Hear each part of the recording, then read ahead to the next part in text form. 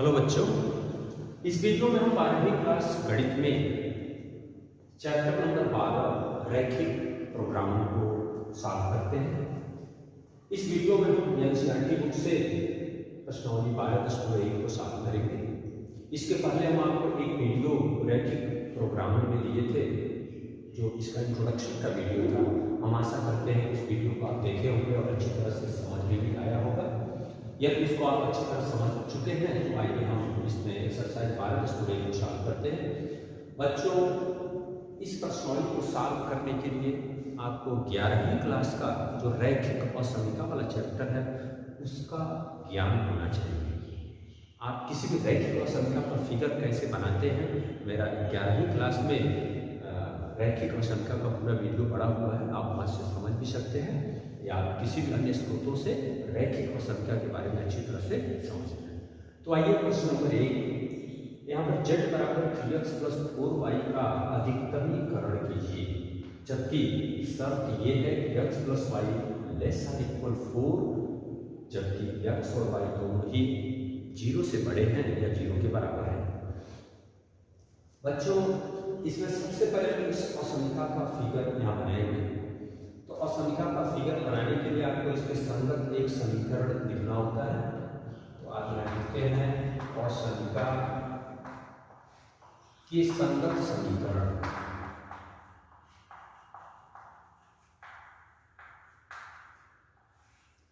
तो यहाँ लेस हो या ग्रेटर हो या कोई भी चीज आप समीकरण जब बनाएंगे x + y = 4 ही लिखेंगे और इसको आपको एक्सिस पर ड्रा करना होता है। उसके लिए कुछ पॉइंट्स, कम से कम 2 पॉइंट्स ढूंढते हैं। तो अपने पसंद का सबसे आसान पॉइंट ढूंढते हैं। आप x = 0 रख के y का मान निकाल सकते हो 4, और y = 0 रख के x की वैल्यू में हम y 0 रखते हैं तो x बराबर क्या है 4। अब इन 2 बिंदुओं को एक्सिस पर दिखाकर आप उसका फिगर बना सकते हैं। ये मूल बिंदु है, 0 4 करना है, 0 4 0, और ग्राफ पेपर है आपके पास 1 2 3 4, ये पॉइंट्स है आपका 0 4। दूसरा पॉइंट 4 0, तो 4 0 1 2 3 4, यहाँ आएगा 4 0। तो आप इसको मिलाते हैं, ध्यान दीजिएगा इसमें सॉल्यूशन कैसे ढूंढते हैं, यही मैटर 11वीं क्लास में असर करता है। ये लाइन खींच लेंगे आप, यह लाइन इस बल को 2 पार्ट में डिवाइड करता है, एक पार्ट पर की ओर और एक पार्ट नीचे की ओर।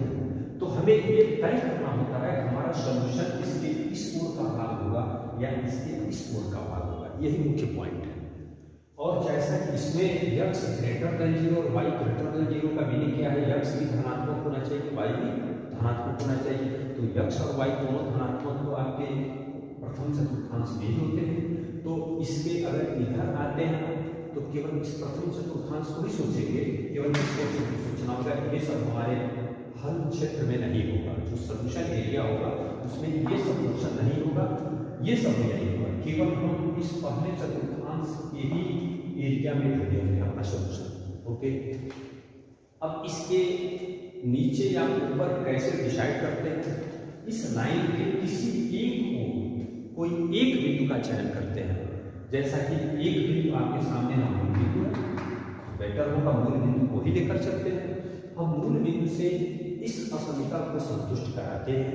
अगर यह असमीकरण इस बिंदु से संतुष्ट होती है तो जिधर मूल बिंदु है उधर का पोर्शन हमारा सॉल्यूशन होता है। अगर संतुष्ट नहीं होती है तो इसके अपोजिट साइड का एरिया हमारा सॉल्यूशन होता है। तो संतुष्ट कराने का मतलब यह है कि मूल बिंदु 0 0 से x + y ≤ 4 को संतुष्ट कराने का, संतुष्ट करेंगे तो क्या होगा 0 + 0 ≤ 4, ये तो संतुष्ट हो रहा है। तो इसलिए आप लिख देते हैं, इसलिए रेखा x + y = 4 के उस ओर का भागफल होगा जिधर मूल बिंदु स्थित है। यहाँ वो पॉइंट लिख लेते हैं, तो हमारा हल इधर का होगा। तो इसके इधर में ये सब पहले से जब छाट चुके हैं तो केवल ये क्वेश्चन भी हमारा सॉल्यूशन है। तो हमारा हल क्षेत्र तो ये मिल गया। अब हल क्षेत्र जो बंद हो रहा है इसके कोने कोने पर जो बिंदु होते हैं उन बिंदुओं पर इस जेड का मान निकालते हैं। जो मैक्सिमम वैल्यू मिलेगा वही अधिकतम मान होगा। तो अब आइए इन कोने वाले बिंदुओं पर जो कोणीय बिंदु रहते हैं उन कोणीय बिंदुओं पर हम जेड का मान ज्ञात करते हैं। तो यहाँ लिखते हैं कोणीय बिंदु और यहाँ जेड जो भी है आपका 3x + 4y। तो कोणीय बिंदु दो तरह के हैं। इस मूल बिंदु को नहीं लिखते हम लोग, कोणीय बिंदु केवल इसको लिखेंगे 0 4 एंड 4 0। तो 0 4 पर जेड का मान x के जगह पे 0, y की जगह पे 4, तो 4 4 16। यहाँ पर 4 रखते हो, 4 दिया है 12, यहाँ 0 होगा। अतः इसमें जो अधिकतम मान 16 है तो लास्ट में आपका उत्तर यहाँ लिखेंगे। अतः बिंदु इस पर मिला 0 4 पर जेड का अधिकतम मान 16 है। ये आपका जवाब होगा। तो बच्चों सभी प्रश्न एक तरह के हैं। वैसे 12.1 से लगभग 100% गारंटी है एक प्रश्न आपको बोर्ड परीक्षा में मिलना है। अगर एक सवाल आप अच्छी तरह से लगा लेते हैं तो हमको लगता है सभी प्रश्नों को आप अच्छी तरह से सॉल्व कर सकते हैं। इसको आप वीडियो रोकिए और नोट कीजिए। अब आइए क्वेश्चन नंबर 2 को देखते हैं। z = -3x + 4y का न्यूनतमीकरण कीजिए। आपको z का न्यूनतम मान मिनिमम वैल्यू ज्ञात करना है। जबकि अशंकाएं दी गई हैं x + 2y ≤ 8 और 3x + 2y ≤ 12। जबकि ये वाला शर्त तो दिया है कि x भी 0 से बड़ा है या बराबर है, y भी 0 से बड़ा है या 0 के बराबर है। तो सबसे पहले हमारे स्टेप तो यही होता है जो अशंकाएं दी गई हैं उनके संगत एक समीकरण लिखते हैं। तो x + 2y = 8 हो गया, 3x + 2y = 12। हम ग्राफ बनाने के उद्देश्य से इसमें कुछ बिंदुओं को ज्ञात कर रहे हैं। समीकरण 1 से अब ध्यान दीजिएगा, एक ये है हम x 0, आप 0 के बजाय कोई दूसरा अंक भी ले सकते हैं, 2 4 5 कुछ भी, 0 आसान है। यहाँ 0 रखते हैं तो y का मान 2 4 8 4 आएगा और y = 0 रखते हैं इसमें तो ये 0 हो गया, x = 8 आएगा। फिर इसी प्रकार समीकरण नंबर 2 को भी देख सकते हैं। x 0 रखते हैं तो ये 0 हो गया, 2 6 12 और y 0 अगर रखते हैं तो 3 4 12। सबसे पहले हम समीकरण 1 और 2 को ग्राफ के द्वारा दिखाते हैं। ये सब काम है बच्चों। आप अगर ग्राफ बनना आपके पास है तो आप ग्राफ पेपर पर भी दिखाएंगे, अच्छा होगा। यहाँ हम बोर्ड पे दिखा रहे हैं। तो सबसे पहले 0 4 को दिखाना होगा। तो 0 4 मान लो 1 2 3 4, इसको दिखा दीजिए 0 4। फिर 8 0, 1 2 3 4 5 6 7 8 कहीं आओगे, यहाँ मान लीजिए आपका यहाँ मिल रहा है 8 0। तो सबसे पहले इसको आप मिला लीजिए और यही पहले डिसाइड कर लेते हैं हम इसके किस ओर का भाग हमारा सॉल्यूशन होगा, इसके ऊपर का या नीचे का। लेकिन इसके कारण ये भी देखना होगा x > 0, y > 0, ये केवल पहले ही चतुर्थांश की बात हम करेंगे। इधर ये सब एरिया हमारे मतलब हल क्षेत्र में नहीं होगा। ओके, तो केवल हम पहले ही चतुर्थांश के ही क्षेत्रों में ढूंढेंगे। तो ये देखते हैं इसके इधर या इधर। तो सबसे आसान है मूल बिंदु से संतुष्ट कराना। तो मूल बिंदु से अगर हम संतुष्ट कराते हैं जब पहले, तो यहाँ 0 लेस दैन इक्वल 8, तो 0 लेस दैन इक्वल 8। हम ये देखेंगे क्या 0 8 से छोटा है? बिल्कुल है, यानी सत्य है। ये बात अगर सत्य मिलता है तब हम ये डिसाइड करते हैं जिस बिंदु से आप संतुष्ट करा रहे हैं वह इस लाइन के जिधर है उधर का भाग सॉल्यूशन होगा। तो जैसे इसके इस ओर मूल बिंदु है इसलिए हमारा सॉल्यूशन इसके इधर। मान लो ये गलत मिलता, मतलब ये इससे छोटा नहीं होता, तो इधर वाले से संतुष्ट कराए इसके अपोजिट एरिया को सोचते वो हमारा सॉल्यूशन होता है। ओके, तो हमारा सॉल्यूशन इधर का पोर्शन है, ये मन में सोचिए। अभी हमारा क्षेत्र ओके, दूसरे रेखा को दिखाते हैं 0 6 4 5 6 कहीं 0 6 लगभग यहाँ होगा 4 0 तो 8 तो है 4 0 तो करीब यहाँ होगा 4 0 इसको मिला लेते हैं। जो इसको मिलाएंगे फिर इसके बाद हम एरिया ढूंढते हैं। तो अब अभी हमारा हल क्षेत्र ये है, इसको ये लाइन दो पार्ट में बांट रही है, तो हम बस इतने में ही सोचेंगे हमारा क्षेत्र ये वाला सॉल्यूशन होगा कि ये वाला होगा, क्योंकि ये सब पहले से ही छट चुके हैं, क्योंकि वो सब हमारे हल क्षेत्र में नहीं, हमारा हल क्षेत्र केवल यही मिला था पहले रेखा के द्वारा। तो ये जो दो पार्ट है इसमें से ढूंढना होगा। तो फिर इसको भी हम मूल बिंदु से संतुष्ट कराएं। ये कोई जरूरी नहीं है कि मूल बिंदु से ही संतुष्ट कराना, आप इससे संतुष्ट करा सकते हो, इससे भी संतुष्ट करा सकते हो। 0 0 से हम लेकर चलते हैं, तो दूसरी रेखा यहाँ 0 + 0 तो क्या आएगा 0 < 12। तो ये बात भी सही है, 0 12 से छोटा है, तो इसके इस कोण का भाग हमारा हल हो गया। तो ये सॉल्यूशन हमारा हो गया। अगर मान लीजिए इससे आप संतुष्ट कराते 0 4 से देखते हैं 0 3 × 0 0 4 × 8 8 < 12, ये बात सही है। फिर भी इसके इधर का होता, अगर हम इसके इधर 1 8 0 से संतुष्ट कराए होते तो 8 3 24 24 < 12 गलत है, 24 12 से छोटा नहीं, ये बात गलत आ रहा है। तो जिधर से आप संतुष्ट करेंगे उसके उल्टे दिशा में, उल्टा दिशा फिर यही मिलता है, तो हमारा हल क्षेत्र ये होगा। तो जो हमारा सॉल्यूशन एरिया है उसमें हम ये देखेंगे कि उसके कोने कोने पर कौन से पॉइंट है। देखिए एक कोना ये है आपका 0 4, एक कोना यहाँ बन रहा है, एक कोना है ये तो 0 0 है, तो इस कोने को हमें ज्ञात करना होगा। ये कोना किसका कटान बिंदु है, समीकरण नंबर 1 और 2 का कटान बिंदु है। तो सबसे पहले उसको देख लेते हैं। समीकरण 1 और 2 को हल करने पर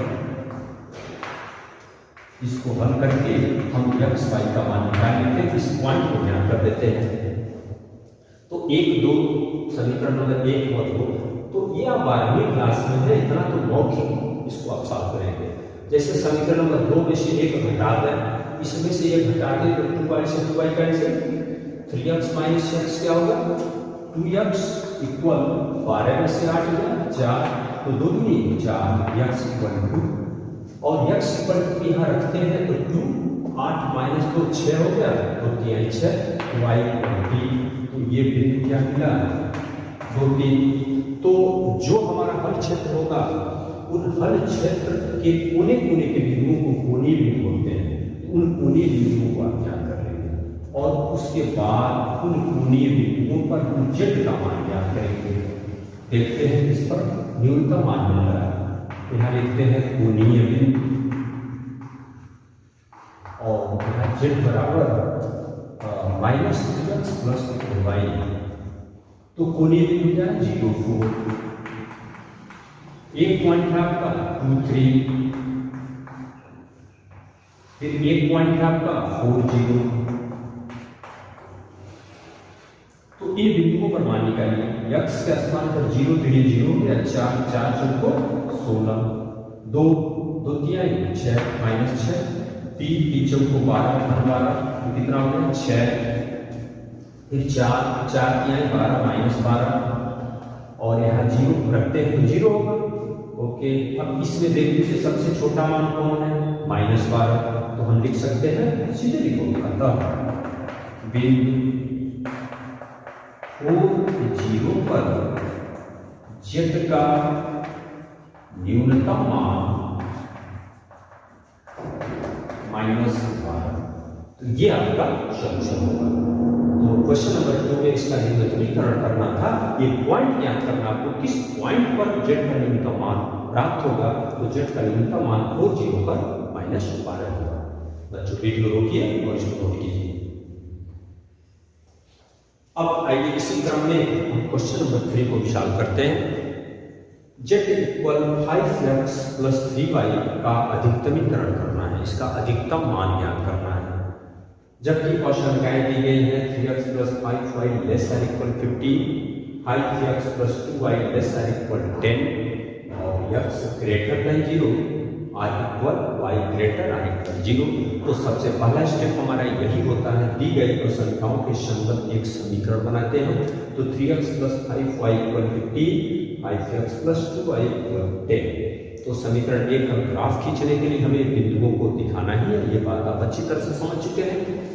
तो ग्राफ के लिए हम यहाँ तैयारी करते हैं, x y मूल बिंदु 0 3, तो 0 3 लगभग यहाँ दिखा लेंगे आप 0 3, 5 0,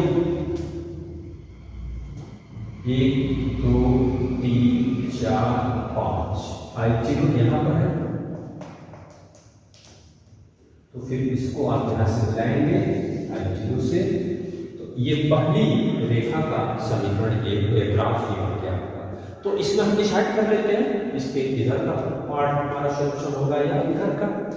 जब इसके कारण ये तो आप समझ चुके हैं, x ग्रेटर है इक्वल 0, y ग्रेटर है इक्वल 0 का मीनिंग क्या है, x भी धनात्मक होना चाहिए, y भी धनात्मक होना चाहिए। तो ये केवल पहला चतुर्थांश ही मिलता ही है जिसमें x और y दोनों पॉजिटिव है। ओके, तो जो भी हम हल एरिया ढूंढेंगे, जो भी सॉल्यूशन एरिया ढूंढेंगे वो केवल फर्स्ट क्वाड्रेंट में ही ढूंढेंगे, केवल पहले चतुर्थांश में ही ढूंढना होगा। तो अब इसमें मूल बिंदु से संतुष्ट कराना आप सीख चुके हैं पहले दूसरे सवाल में। मतलब हमारा मैटर ये होता है इस रेखा के किसी एक साइड में कोई एक बिंदु लेकर चुन लेते हैं, उसको आप उससे इस असंख्या को संतुष्ट कराते हैं। अगर असंख्या संतुष्ट हो गई तो उस ओर का भाग हल होगा। तो 0 + 0, तो 0 0 0 < 15, ये बात तो सही है, 0 < 15, 0 15 से छोटा ही है, तो इस ओर का भाग हमारा हल होगा।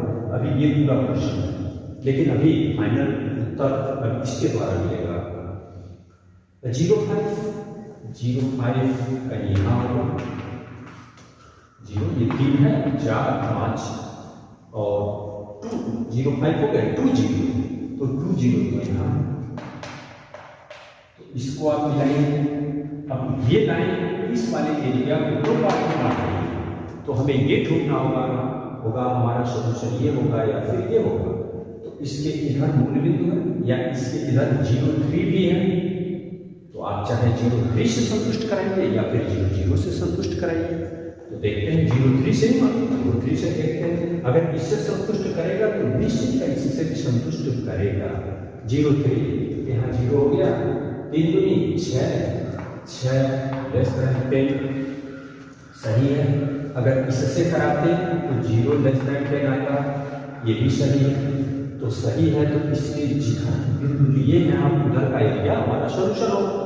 अगर हम इसके इधर लेकर 5 0 को लेकर चलते तो देखो 5 5 25 25 लेस आर इक्वल, ये तो 0 हो गया, ये डेड तो गलत हो गया कि नहीं, तो उसके इधर का नहीं होगा, अपोजिट होगा, तभी हमारा सॉल्यूशन यही मिल रहा है। ओके, अब इसके कोने वाले बिंदुओं को ज्ञात करो, ये कोना ये है, ये कोना ये दोनों दिख रहे हैं 0 3 और 2 0, इसको ज्ञात करना है। तो उसको ज्ञात करने के लिए वो किसका प्रतिच्छेद बिंदु है, इन रेखाओं 1 और 2 का प्रतिच्छेद बिंदु है।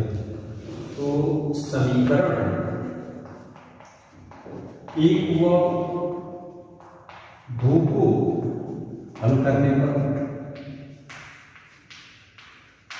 देखिए, हल करना ये आप रफ वर्क है, ये कर सकते हो। यहाँ हम डायरेक्ट यहाँ उत्तर लिखेंगे 5x + 2y = 10। तो जैसे क्लास 10 में 2 चरों में रैखिक समीकरण को सॉल्व किए, इसमें 2 से गुणा करना है, इसमें 5 से गुणा करके घटा लेते हैं। 2 से गुणा किए होती है 6, 5 25 25, ध्यान दीजिए 2 3 6 5 25, तो 25 - 6 कितना होगा, -26x। ये 2 बचे 10, 5 दूनी 10 -10 कट गया, 15 दूनी 30 और 10 बचे 50, ये 15 दूनी 30 हो गया और 10 बचे 50 -50 हो गया, तो ये हो गया -20। तो यहाँ लिख लेते हैं -20, तो x बराबर क्या आ गया 20/19। अब ये 20/19 समीकरण नंबर 1 में रख लेते हैं, एक को साफ कर लेते हैं, ये रफ वर्क आप करके उत्तर लिख लेंगे। तो चलिए यहाँ रखते हैं x गुणे यहाँ 3 इंटू x के स्थान पर 20/19 प्लस 5y बराबर 15। तो 5y का 15 माइनस 60/19। तो इसका गुणा इसमें करना होगा, 19 25 95 को 5 80 9, 19 एकम 19 और 9 28। Okay, minus 60/19। तो ये क्या मिल रहा है 5, यहाँ 8 में 6 225/19। तो y का मान क्या आएगा 5 से इसको काट दो, 5 को 20, 5 को 25, 45/19। तो फिर हम ये बोल सकते हैं ये वाला प्रतिच्छेद बिंदु क्या हो गया 20/19 45/19। आप चाहे तो ये वाला सॉल्यूशन यहाँ दिखा भी सकते हैं, ये कोई बहुत मतलब नहीं है। तो हमें तो कुछ और करना है, ये छोटे छोटे कैलकुलेशन है, यहाँ लिखने से कोई मतलब नहीं। अब कोणीय बिंदुओं पर हम z का मान निकालते हैं,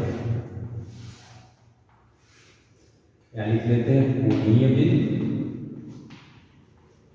और यहाँ z बराबर जो भी दिया है 5x + 3y।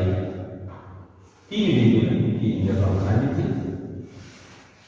1.03, दूसरा है 20/19 और 45/19 और तीसरा ये वाला पॉइंट है 0।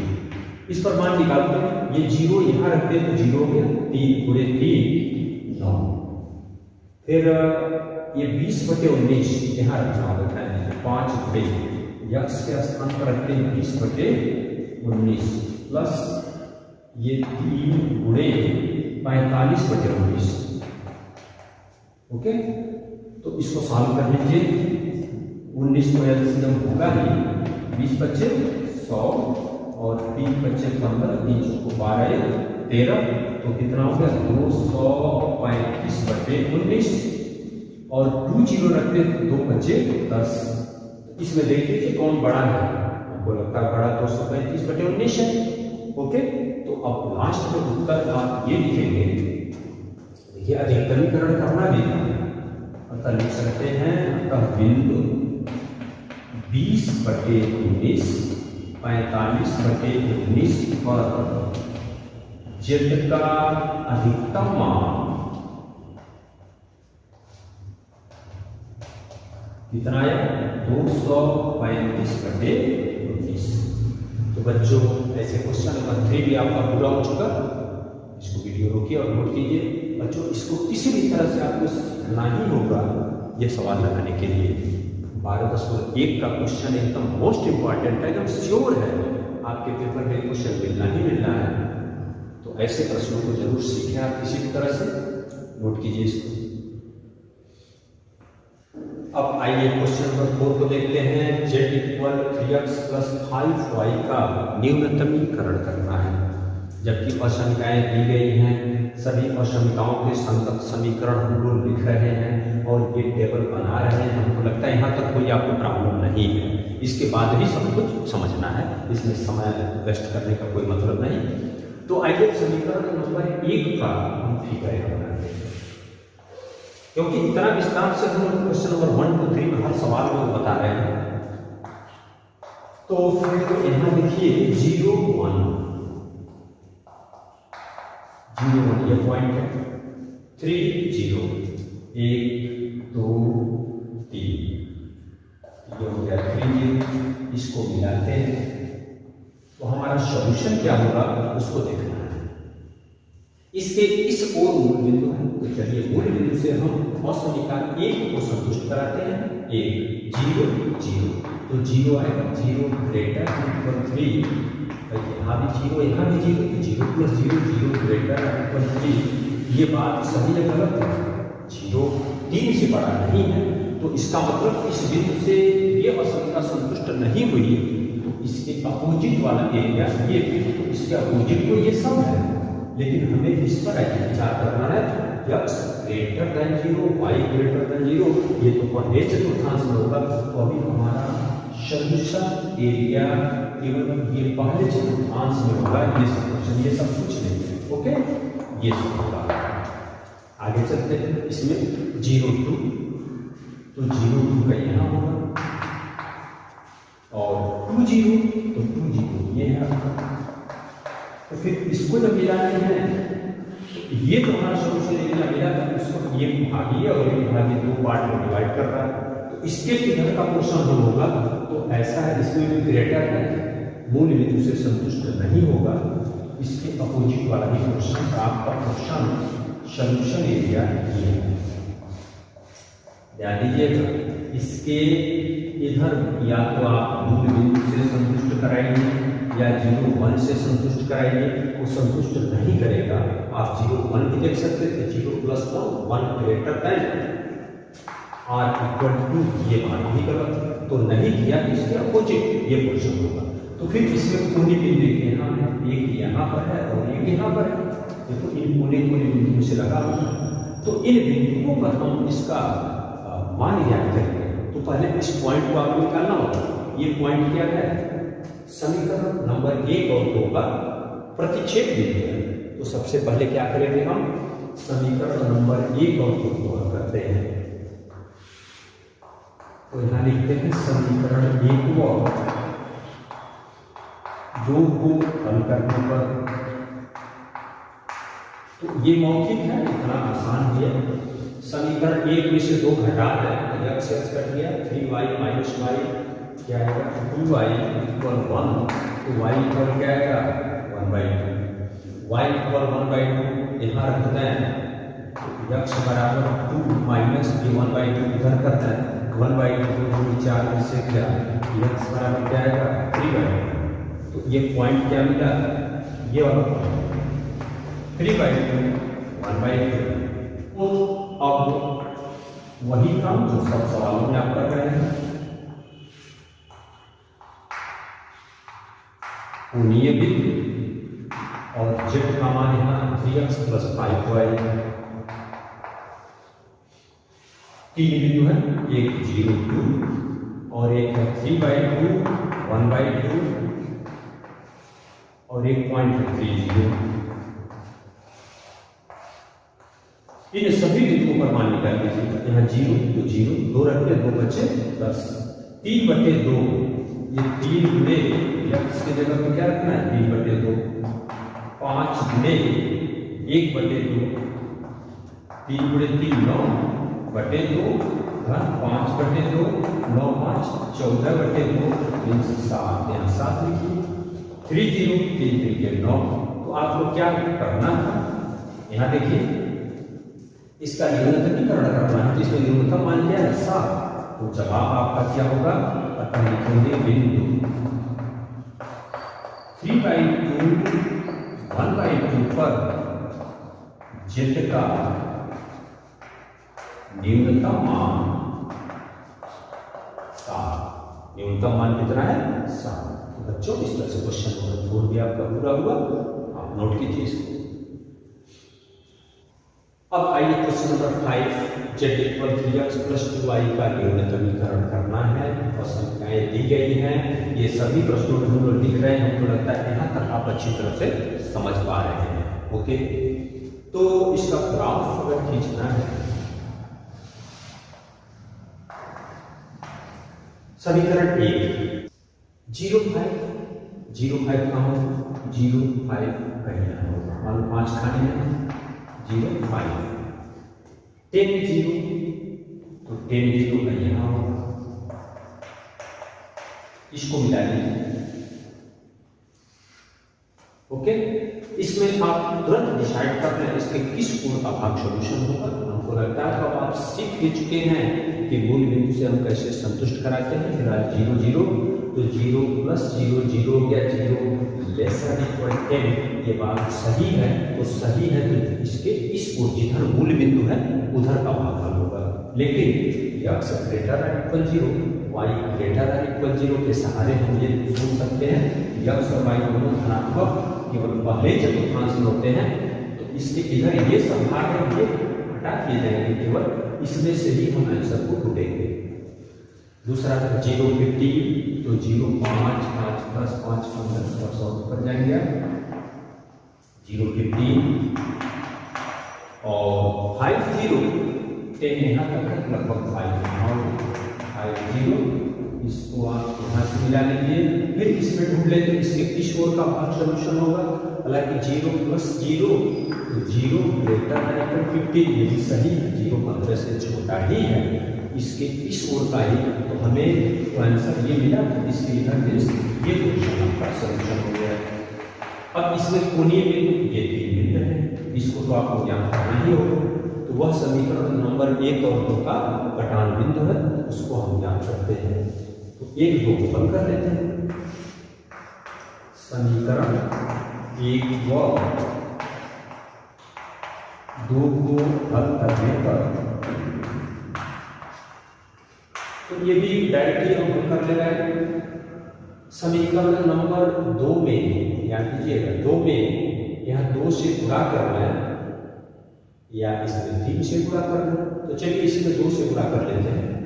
तो x + 2y = 10 ये है, इसमें 2 से करते 2 3 6x घन, यहाँ आएगा 2y = 15 × 20, घटाते हैं ये करने से ये -5x - 20, तो x बराबर क्या है 5 × 20 4, माइनस माइनस प्लस हो गया। अब ये x की वैल्यू 4 अगर यहाँ रख दें हम 4, तो 10 - 4 6, तो 2 3 6, y बराबर क्या आएगा 3, तो ये प्रतिच्छेद बिंदु मिल गया आपका 4 3। अब आपके पास ये पॉइंट्स मिल चुके हैं।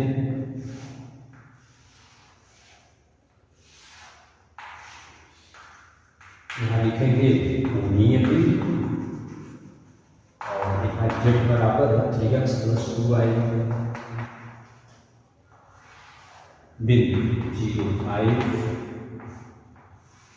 एक बिंदु है 4 3 और तीसरा है आपका ये 5 0।